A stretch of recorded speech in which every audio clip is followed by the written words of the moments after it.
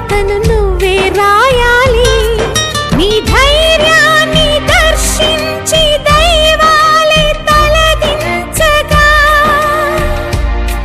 నీ అడుగుల్లో గుడి కట్టి స్వర్గాలే తరించగా,